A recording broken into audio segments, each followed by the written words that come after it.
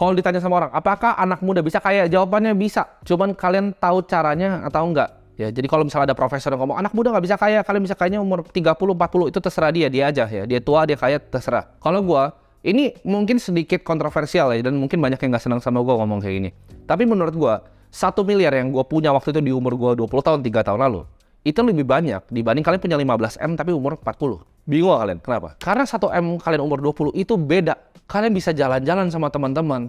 Kalian bisa have fun-nya beda dengan orang yang umur 40 tahun, udah punya anak, udah punya keluarga. Percayalah, kalian akan merasa lebih kaya punya 1 M di usia yang muda. Dan itu hal itu bisa dan udah gue capai. Di usia muda, gue misalnya mau jalan-jalan kemanapun, gue bisa gitu. Gue mau ke Bali, mau santai-santai.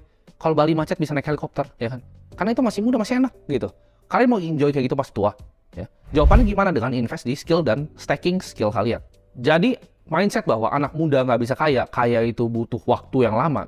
Ya memang butuh proses, nggak bisa langsung sebulan lu jadi kaya kerja keras ya. Mungkin butuh 2 tahun, 3 tahun, 4 tahun. Gue 8 tahun buat sampai posisi sekarang. Karena gue kebetulan hoki mulainya lebih dulu. Tapi buat kalian yang baru mulainya sekarang ya mungkin butuh 3 tahun, 5 tahun. Tapi itu bisa, hal itu bisa kalian lakukan. Kalau kalian fokus uangnya daripada pakai untuk investasi di aset, kalian buang ke investasi di skill. Jadi doktrin di mana anak muda nggak bisa kaya, itu gue akan kasih tahu di video ini, itu bullshit ya. Itu dikasih tahu sama boomer-boomer yang iri. Ya, jawabannya bisa. Karena gue udah lihat dengan mata kepala gue sendiri. Anak-anak umur 20, 21 tahun yang punya uang itu, wah itu ratusan miliar. Ya, gue udah lihat orang-orang itu di Bali, santai-santai ya, anak-anak kripto ya. Tapi itu dari berbagai negara ya, dari Dubai, ada dari Singapura, ada dari Rusia juga. Ada juga yang bahkan dari Indonesia loh. Jangan salah, ada juga dari Indonesia. Dia udah beli Bitcoin dari lama, dari tahun 2014, 2015. Dan sekarang santai-santai di Bali. Ketemu dengan orang-orang super kaya, menurut gue itu akan merubah mindset kalian bahwa, oh ini tuh bisa. Kita sama-sama makan nasi, ya. Kita sama-sama tidur, sama-sama bangun, sama-sama manusia. Kalau gue bisa, gue yakin kalian juga bisa. Coba di switching mindsetnya. Daripada kita berhemat nih, nggak mau misalnya keluarin 50.000 untuk kopi di Starbucks. 50.000 kopi di Starbucks itu nggak akan jadi apa-apa anyway. Daripada keluarin 50.000, coba kalian double malah.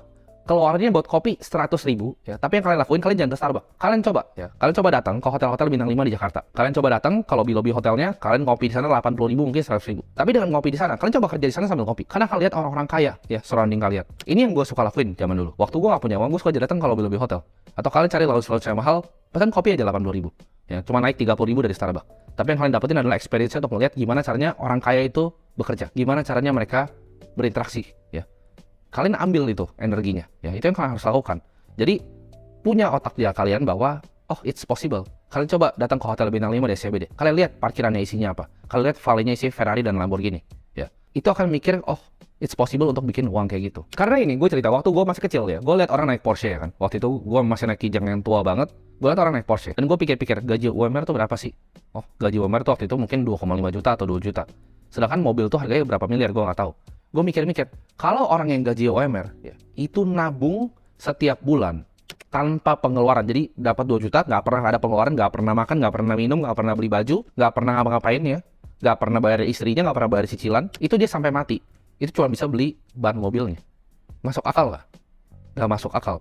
Berarti cara dia main gamenya berbeda dengan orang yang gaji UMR. Nah, game yang berbeda ini apa? Ya skillnya berbeda. Skill gapnya jauh. Value di create sama orang yang punya mobil ini jauh dibanding orang yang kerja dengan UMR. Mau ngomong kasarnya begitu, ya memang dunia ini tidak adil. Di situ pas gua ngeliat itu mobil itu, gue pikir something wrong with the system. Kita lihat inflasi universitas itu 15% tahun ke tahun. Jadi kalau kalian nggak bisa bikin uang banyak sekarang, nanti bahkan anak kalian nggak akan bisa sekolah. Sekarang aja ketahuan, millennials itu udah nggak bisa beli rumah. Ya apalagi kita mau bilang yang generasi baru, anak-anak TikTok, itu mau beli rumah gimana caranya? Ya mahal banget rumah. Gaji UMR cuma berapa, UMR nggak pernah naik, wage nggak pernah naik. Sedangkan inflasi pendidikan 15%. Kalian lihat sekarang mau masuk biaya sekolah aja udah panik kalian, udah takut, ya kan?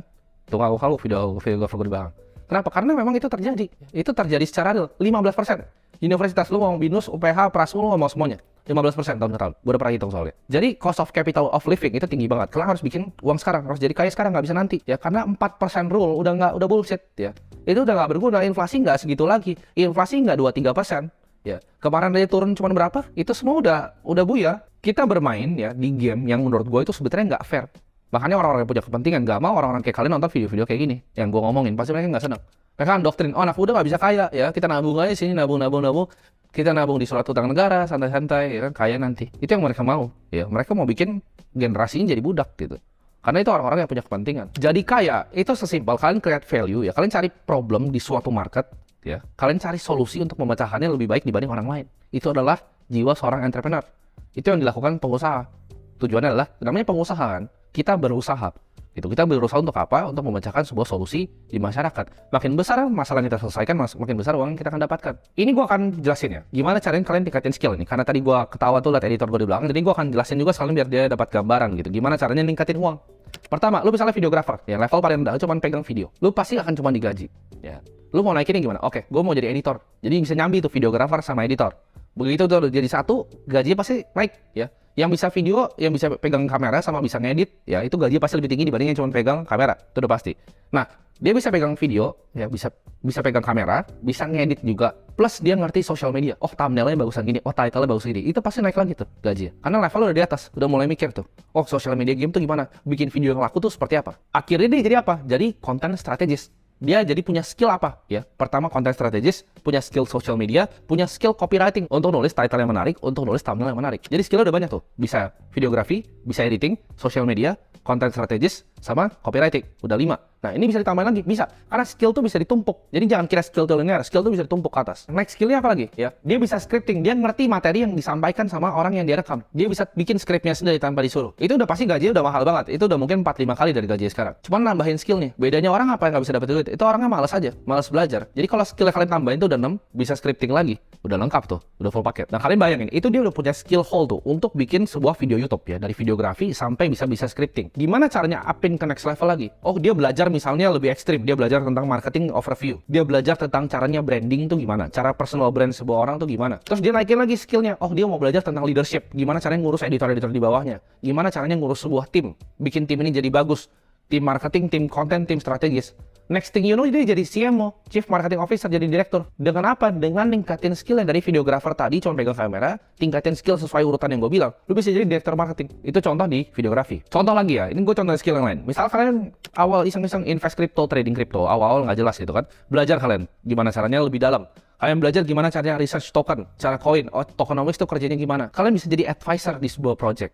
Itu gajinya langsung eksponensial. Mau naik lagi, kalian bisa jadi hedge fund analis di fund crypto. Itu lebih gede dibanding fund manager reksadana saham manapun di Indonesia gajinya. Gue kasih tau. Kalau kalian bisa jadi fund manager di hedge fund crypto luar negeri. Ada kayak remote, ada banyak orang yang bisa kerja kayak gitu. Karena apa? Skill gap. Ya kalian nggak punya skillnya. Kenapa nggak punya uang? Kalian nggak punya skillnya. Terus lu mau investasi dengan uang cuma 5 juta, 6 juta? Mau kapan jadi kayanya? Kalian tingkatin dulu skillnya tadi. Kalau jadi direktur marketing gaji 100 juta. 80 juta, 90 juta. Investnya bisa banyak kan? Cuman dengan nge-stack skill on top of each other. Ya ditumpuk aja terus skillnya. Ini gue akan kasih tahu blueprint gimana caranya kalian bisa jadi kaya dengan skill apa yang harus kalian punya. 1. Ya, skill jualan. Lu harus jago jual barang, jadi sales. Ya, kalau mau jadi kaya, kalian harus bisa jual barang kalian. Kedua, skill untuk nge-build. Ya, skill building. Kalian bisa bikin produk. Bisa bikin jasa atau service yang orang mau. Produk atau jasa terserah kalian pilih. Bisa bikin offering ya, bisa bikin produk intinya. Dan yang terakhir, skill untuk jadi sebuah leader atau leadership. Kalau 3 ini kalian gabungin nih, kelar. Ya bisa jualan, bisa bikin produk, bisa punya skill leadership. Mungkin ada yang nanya, oh buat apa leadership kan 2 aja bisa? Iya 2 bisa kaya. Tapi kalau bisa 3 ini mantap banget. Kenapa? Karena dengan leadership, lo bisa memotivasi orang, bisa dorong orang untuk ngelakuin yang 1 dan 2. Ya, jadi lo jadi di belakangnya. Lo bisa ngatur orang untuk 1, lo jualan, lo bikin produk. Jadi bahkan udah bukan lo lagi yang ngurus ya. Jadi ini skill yang paling penting sebenarnya leadership ini. Lo punya 3 skill ya, pasti matang. Kayak tadi dari videographer bisa ngerti branding, leadership, jadi direktur keuangan. Kayak tadi gue bilang, videographer dari awal, dari videographer sampai ujung, ya itu leadership, lo bisa jadi direktur marketing. Jadi inti dari video ini adalah create big income fast, create income yang besar fast dengan stacking skill kalian on top of each other. Butuh proses untuk gain skillnya. Tapi setiap hari kalian ngapain coba? Scrolling TikTok, main game nggak jelas hidupnya. Ya, setiap hari yang kalian lakukan, kalau belum punya skillnya, asah skillnya sampai kalian jadi orang gitu. Masa kalian mau sih hidup kalian biasa-biasa aja ya? Gue sih nggak pernah mau hidup yang average. Jadi setiap hari sampai sekarang gue harness terus skillnya. Mau itu skill leadership gue, skill self jualan gue, skill gue ngembangin produk, itu gue harness terus. Gue cari terus informasi dan filter informasinya dari apakah hidup yang dia punya ada hidup yang gue mau. Gue nggak mau udah tua baru bisa mau beli mobil yang gue mau. Gue nggak mau. Gue mau santai-santai, bisa naik Porsche, bisa naik Mustang ya. Gue bisa beli jam Patek, hidup gue happy. Gue gak mau jadi orang biasa. Gue mau makan di restoran yang gue mau travel keliling dunia itu di saat hidup gue masih muda. Gue gak mau pas udah tua, udah capek, mau jalan susah ntar ya. Menurut gue ya, kenapa harus kaya lama sih? Kalau ada cara yang cepet ya kan? Gue gak mau jadi MJ DeMarco yang tulis itu Millionaire Fastlane, gak mau gue. Duitnya gak banyak-banyak amat kok, gue gak mau dengerin gitu. Gue gak mau Simple Path to Wealth gitu. Gue gak mau jadi Your Millionaire Next Door ya. Gue gak mau jadi orang yang 50 tahun ya kan gak ada yang tahu punya uang 1 juta dolar. Kan coba pikir, emang 1 juta dolar uang yang banyak 15 M. Itu mungkin 7 M, 8 M itu stuck di satu rumah ya, properti. Mungkin dia punya mobil yang 500 juta BMW. Itu buat hidupin lifestyle gue sekarangnya gak cukup gitu. Jadi apakah itu uang yang banyak? Gak juga. Gue gak mau jadi your millionaire next door. Cuma umur 60 tahun dan cuma punya 1 juta dolar. Ya, aim gue lebih kenapa? Karena gue mau ujungnya kumpulin uang sebanyak-banyaknya untuk berbagi. Ya, jadi doain semua. Target gue mungkin dalam 1 atau 2 tahun ke depan gue mau bangun sekolah, ya, sekolah beneran. Daerah gue belum tentuin, ya. Mungkin ada beberapa kelas untuk di daerah-daerah yang kurang beruntung.